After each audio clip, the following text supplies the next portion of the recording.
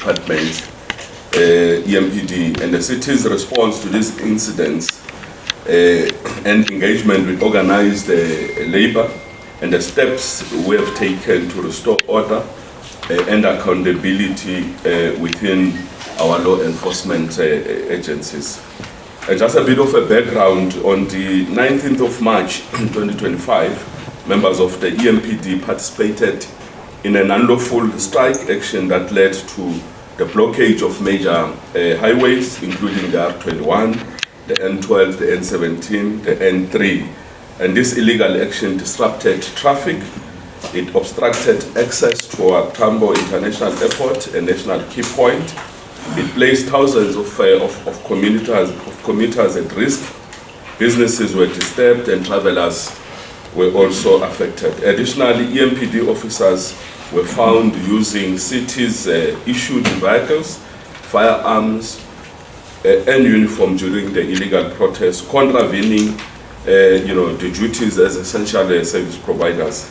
The city has also noted concerns raised by some around the reduction of overtime for EMPD officers. It is important to put things into perspective. EMPD officers are amongst the best compensated law enforcement officials when benchmarked against the Metropolitan Police Department of other sister cities in Tshwane, in Johannesburg, even the South African Police Services. And recently, the city of Tshwane experienced strikes where where workers demanded that their salaries be aligned with those of Ekurhuleni, highlighting the competitive compensation packages that were actually offering. Unlike other municipalities, the city has consistently honored all collective bargaining agreements in relation to increases, whereas other cities, outside again the city of Tshwane, for the past 2 years, they have not been able to honor or implement their collective agreement. This context is crucial in understanding the city's commitment to fair labor practices while maintaining accountability and financial sustainability. It is important to clarify that overtime is not a right, and I must say it again. Overtime, it is not a right, but a privilege granted based on operational necessities and performance outcomes. And we're now a year in the office as this leadership, and one of the areas that we committed to is ensuring that there's a value for money, especially in critical areas, including law enforcement. We want our workers to work optimally during their normal working hours. 8 to 5, you must be at work. You don't wait until after hours you start to take up your job card. If you must close a sewer line, you must do so during your working hours. And this is our effort to actually reduce overtime, over-reliance on overtime across the city, in particular in the EMPD department. So if crime statistics are not showing a significant downward trend, it raises questions about the justification for ongoing overtime expenditure. We talk about 200 million per quarter, of overtime, and 50% of that goes to EMPD. And that's why moving forward, the city will intensify its focus on performance-driven deployment to ensure that taxpayers' funds are spent effectively and responsibly. On the areas of consequence management, following this illegal strike, the city of Ekurhuleni issued the pre-dismissal notices to 389 EMPD officers involved in the illegal protest. And as law enforcement officers, they are aware that they are not allowed to embark on a strike. even if you embark on a strike, community members, they know. When they want to protest, they organize a basic thing like Section 205. All communities, they know. When they come here to protest over lack of service delivery, they have to go and organize a Section 2. It's a basic thing. And we can't therefore have law enforcement officers who just decide to go rogue and cause so much disruptions, to communities, to the economy of our region. So this decision was not taken lightly, but was necessary to uphold the principles of law, of discipline and public safety. EMPD officers are classified under essential services and are prohibited by law from engaging in industrial action. Their involvement in the blockade violated both municipal regulations and the Labor Relations Act. So this pre-dismissal process allows each officer an opportunity to submit a written representation, which the city agreed to extend until Friday, the 9th of May 2025, following an engagement with SAMU. And let me be clear that this is not a blanket dismissal. Each case will be reviewed individually with due consideration of each officer's involvement, whether there is you are subjecting yourself to the policies of the city, you show remorse, and the facts that are presented in each representation. Additionally, the city is aware of the ongoing threats and intimidation directed at EMPD officers who continue to report for duty, and this is completely unacceptable, and we are dealing with this matter with the seriousness it deserves. We've also escalated to the South African Police Services and also Hawks to actually collaborate, because there is nobody who must intimidate others when they report for duty. You can't have WhatsApp voice notes circulating around, threatening those who are reporting the duty that they must bulletproof. So we want to issue a strong warning to those engaging in such conduct. Intimidation will not be tolerated, and illegal action will actually follow. So on the areas of engagement with organized labor, we must report that on the 6th of May 2025, along with members of the city's administration, we met with SAMU representative. During the meeting, we agreed to extend the deadline for representations and committed to continued engagement through the LLF. LLF is a local labor forum to address concerns constructively and transparently. I want to emphasize that the city remains committed to dialogue and peaceful resolution of disputes, but we will not compromise on the rule of law and public safety. And on the way forward, as we move forward, the city will intensify its engagement with organized labor. We will prioritize the consequences, and we will work towards restoring discipline within our law enforcement ranks. We are proud that we have a matured industrial relation policy in place, supported by progressive labor platforms through the local labor forum, where the city continues to engage with both SAMU and IMATU as the two unions that are actually recognized in our environment. So the LLF serves as a safe and structured place where worker-related issues are ventilated and addressed. However, we must be clear that the city of Ekurhuleni, we will only engage with recognized unions, SAMU, IMATU, as legitimate labor unions representing our workforce. We cannot allow purported organizations that have not met the necessary requirements to represent workers such as MEXU, to exploit workers' livelihoods for political expediency.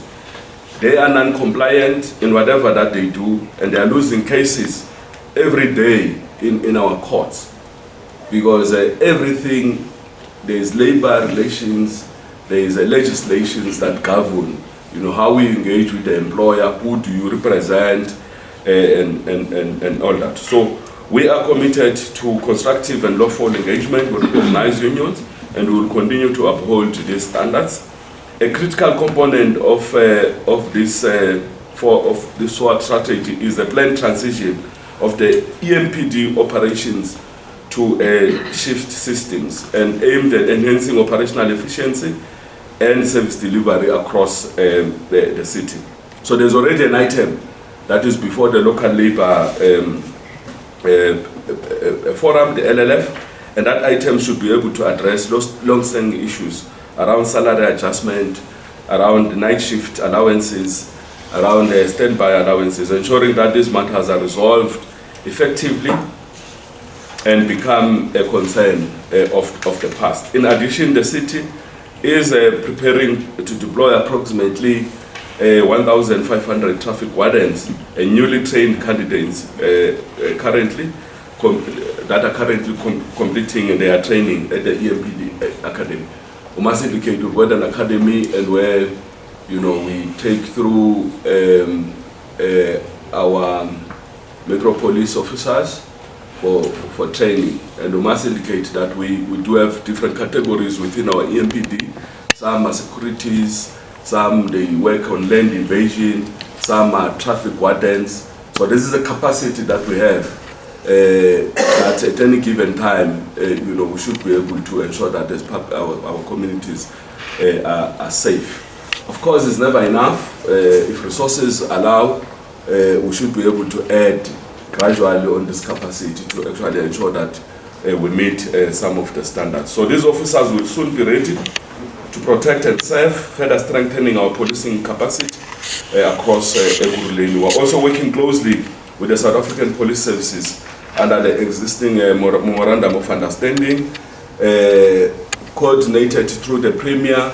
We've recently signed a memorandum where we are actually sharing resources, and as part of our program, outreach program led by the MMC called Hainge Kaslam, where we want our communities and security, you know, community securities to work with us to actually defend our own communities, but also other platforms such as CPF to actually ensure that there's no disruption in policing services across Ekurhuleni during this period. And the city of Ekurhuleni remains committed to public safety, to accountability, and the fair treatment of all employees. And I want to assure the people of Ekurhuleni that law and order will be maintained, and we will continue to act decisively against any action that threatens the safety and well-being of our communities.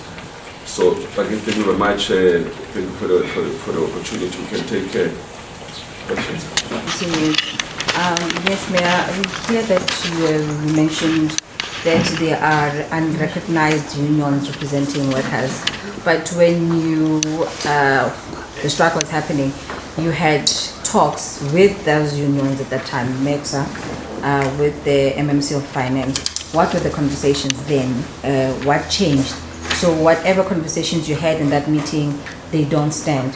Second question, MMC of Finance, you responded on the same day with the workers to say, no work, no pay. And the workers chose to go back to work. Does that not, since with the pre-dismissal letters being out, does that not apply anymore? What changed from then and now? And then also, if there are members of MEXU who are still standing and want to contest, and they're members of SAMO, so which one are you going to recognize? Because now there's allegations that SAMO has agreed with the municipality that they will save their workers, and that the MEXU ones that you don't recognize as a union, they will definitely be losing their jobs. Is it true? And what are you basing this on? And the last one, are you sure about the verifications that you guys have been using to get these people to receive these letters? Because there are people who are claiming that they were not on duty on that day and they were not present on this day, but yet they have received letters. So how accurate is this verification system that you are using to actually deliver these letters? The city is taking up all the questions for us. Sorry. Like the DJ who plays the nice songs.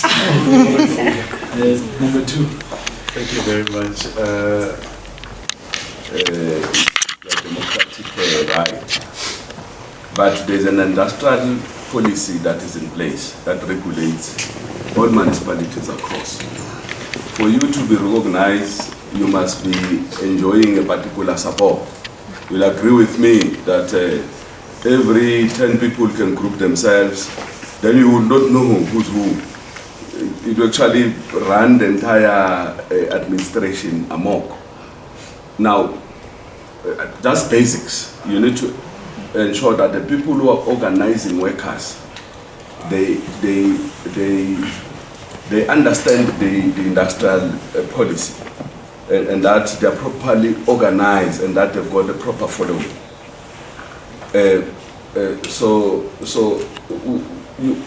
From where I'm sitting, I would not be able to engage with each and everyone else that comes and say, I'm representing a particular group of workers. Otherwise, workers themselves, they've got the right to come individually.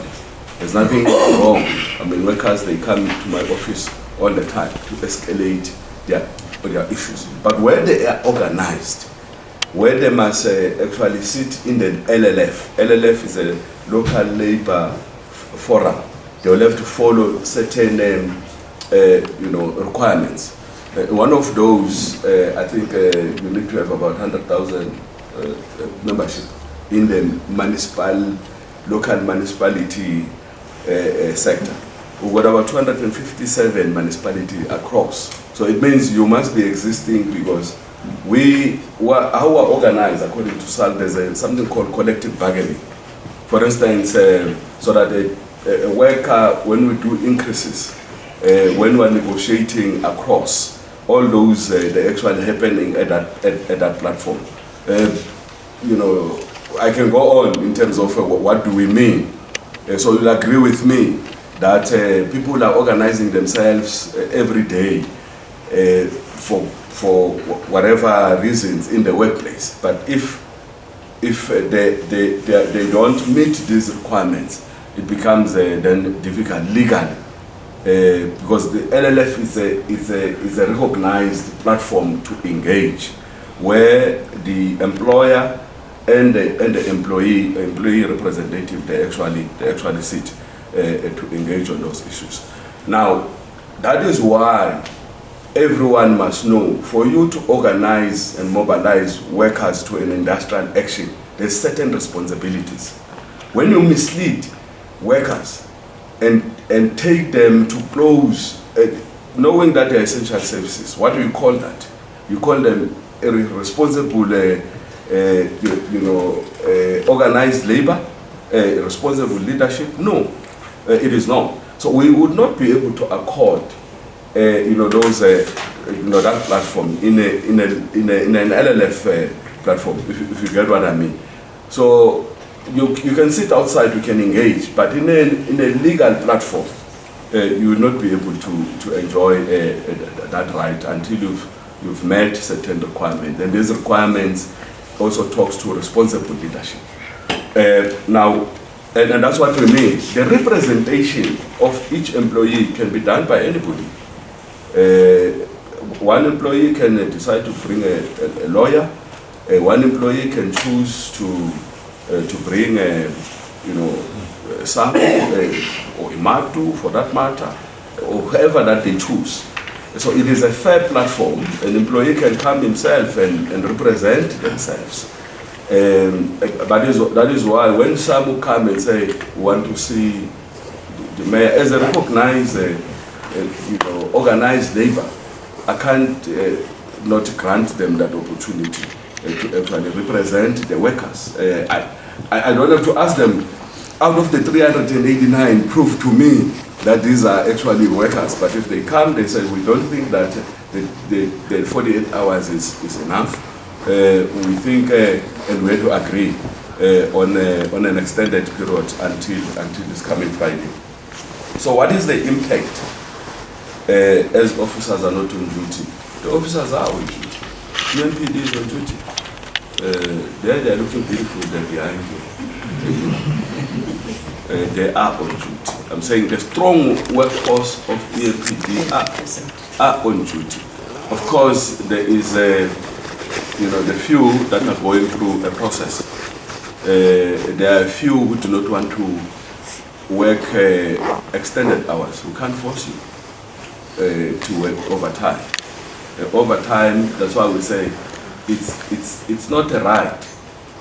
It's when we need that service, the process is that your senior managers must then engage you to say, we think in this week or in this month, we're going to need your services to work overtime to close this gap. There are events and so forth. Extraordinary thing that requires policing beyond the normal hours. So it's something that you must be engaged on, and then you agree, you work for it, you get compensated for it. It's not something that when you're sitting at home, you must then say you are entitled to it whether you've worked or you have not worked. And I'm sure that is standard across, where we all work, except us, we work all the time. But I'm saying, as a standard, is that where you are engaged at work, with your superiors, with your management, you actually get engaged in that overtime, and then you also get compensated. Lack of visibility in the CIT robberies, I'm sure the specific one, MMC and the Chief of Police, you can talk to it. I saw another incident in Tokoza. I saw the visibility of EMPD officers there.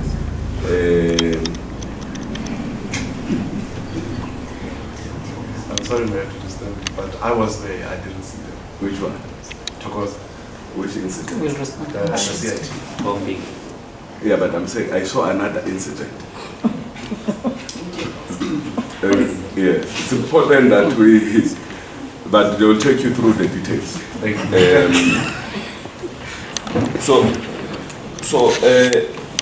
There is an item I indicated before the LLF, an item that talks to allowances. It talks to shift system. It talks to standby allowances. Because all issues of policy and that relates to, that are impacting workers. We develop, HR, they develop, including the department, and then process them in the local labor, where the laborers are represented. And then they get to be engaged on that policy, they make inputs, they take that to their shop steward council, they take it to the 4-4 to consult. It comes, so it's a vigorous process that is consultative.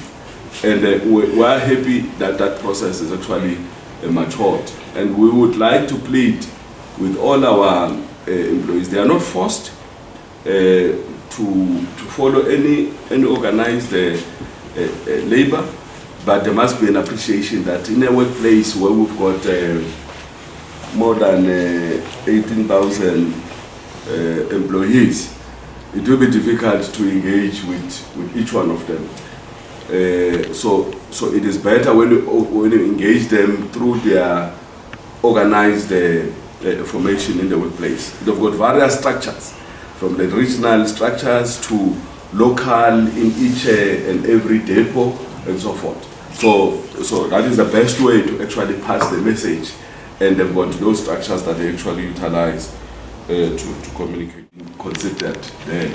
Where, for instance, officers are arguing, we've been getting this consistently over time, right?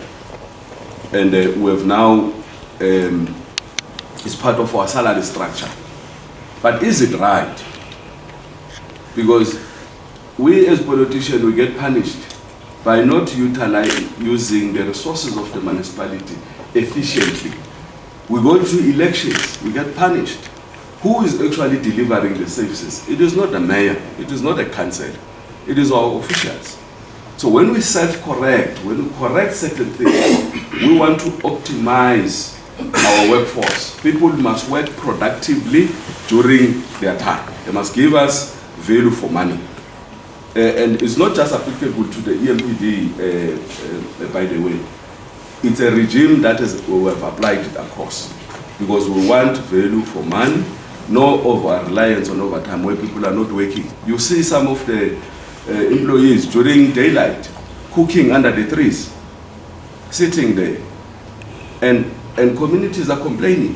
We must get them to function during the normal 8 hours, and you must demonstrate that you've given optimal, your best, so that you can then activate overtime. Just to close sewer blockages, we issue a job card. It's not activated during the normal 8 hours. Only in the afternoon, when people are supposed to knock off, they start to activate. They start to go out to close that. It's a culture thing. It's something that we need to change it. There's also over-reliance on contractors, contracted services.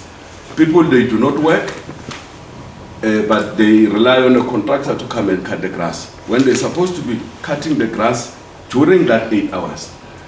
Now, what must we do? Should we sit and say, no, let the status quo remain, let wrong things continue to happen? No, we must fix them. But where there is a genuine concern, they need to bring them forward to say, look, we think this is impacting on our livelihoods. We take it through the local labor forum. We say, what is the best way to correct it? And that's why I say there's an item on the shift system that addresses the standby allowances and all that. And it's before the local labor forum. We've given a 6 months period to actually resolve all that. Now, there are rogue elements who are misleading workers, who want to organize themselves outside of the established platform, using threats and intimidations. And these are some of the things that we must isolate. There's elements that we must isolate, we must deal with them. And the only way to do that is through a representation. Everybody must come. You must talk about your role. Whether you claim to be a leader or you were led and so forth, you must, what has been your role in a disciplinary process?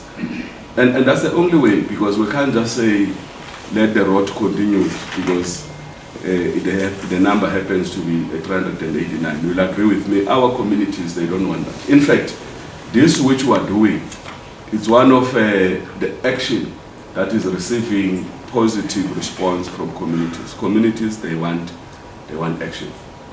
And that's what we're actually giving them.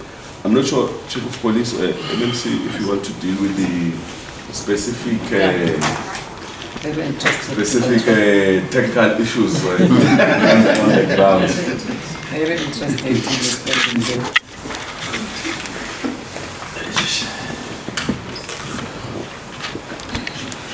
Yeah, thank you very much, Executive Mayor. I think the media should know that I'm still Sizakele Masuku, the MMC of Community Safety. I want to first correct Executive Mayor that makes was in the meeting, in our first meeting.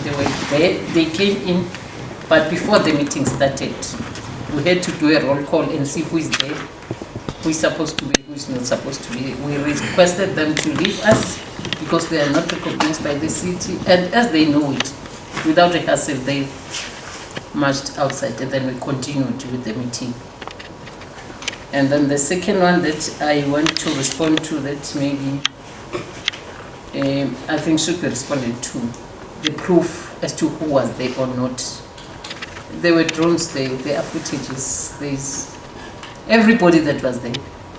We have a proof that it was there.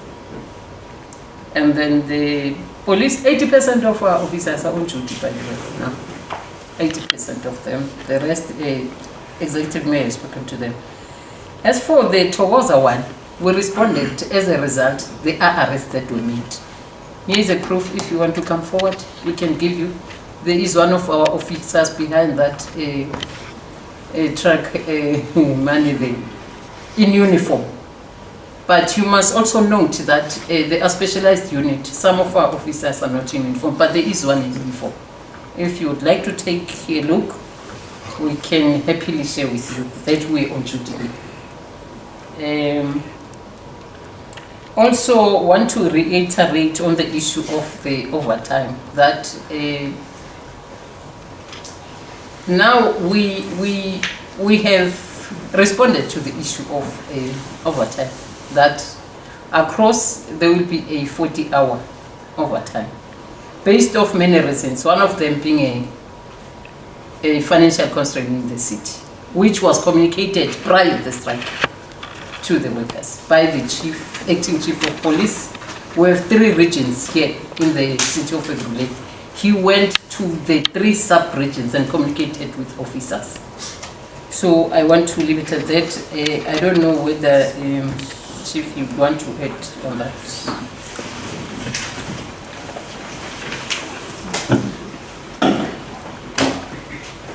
Good afternoon, colleagues. Good afternoon, committee and the media.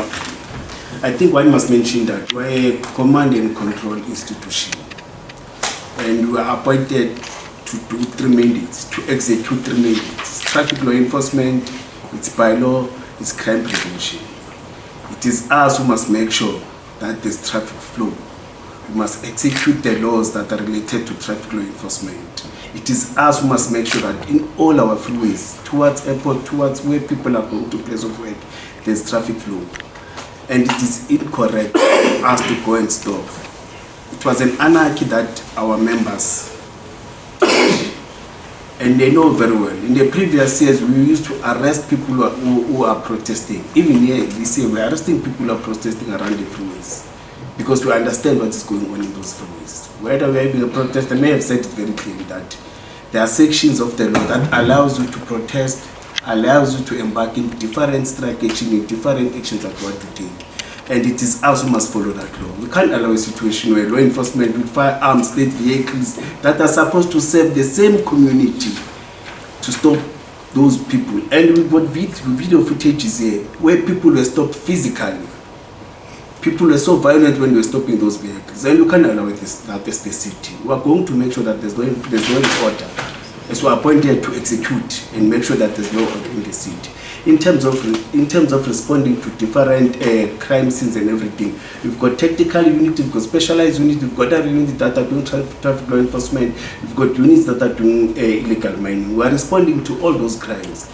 It's just that we are on another platform. We can even tell that we are able to trace and track the suspects that are even doing this, who are committing these crimes, jointly with SAPS, with technical unit, with province. As the mayor have said, that we've got a memorandum of understanding. We are working together day and night, 24 hours. If I can tell you now, we are at a van. We are busy there, working with other law enforcement agencies. Our officers are there, executing, doing arrests and everything. And we are doing very well as a city in terms of crime prevention. And we are also executing bylaws on a daily basis. And we expect the same law enforcement officers to execute those laws. I think I've covered immensely. Colleagues, last round of questions.